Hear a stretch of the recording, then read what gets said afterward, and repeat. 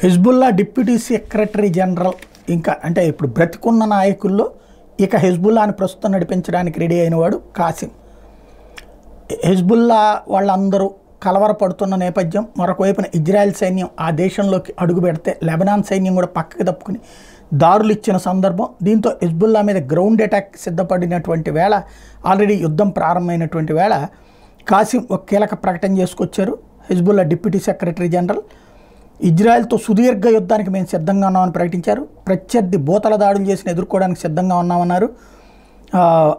అధినేత హసన్ నస్రల్లా మరణానంతరం హిజ్బుల్లా తొలి స్పందన ఇదని చెప్పాలి. మృతి చెందిన సీనియర్ కమాండర్ల స్థానాలను కొత్త వాళ్ళతో భర్తీ చేసామని కూడా ప్రకటించేశారు.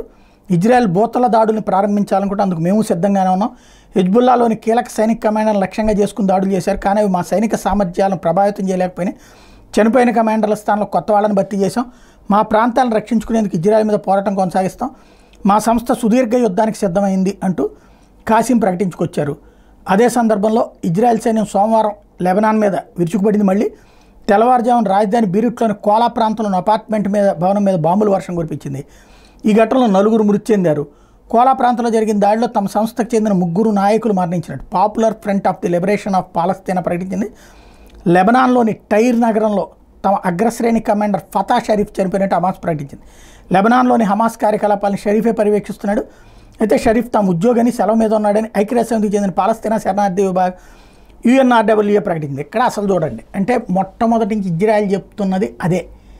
ఐక్యరాజ్యసమితి శరణార్థుల శిబిరం నడుపుతున్నట్టు చెప్తూ తీవ్రవాదులు, పాలస్తీనా హమాస్ తీవ్రవాదులు, లేకపోతే కనుక హిజ్బుల్లా తీవ్రవాదులు, లేకపోతే హౌతీ తీవ్రవాదులు ఆ ముసుగులో అక్కడ పెంచి పోషిస్తున్నారు. ప్రపంచ దేశాలు ఇచ్చినటువంటి సాయాన్ని కూడా వీళ్ళే నొక్కేసేస్తున్నారు అన్నటువంటి మొదటి నుంచి చెప్తోంది.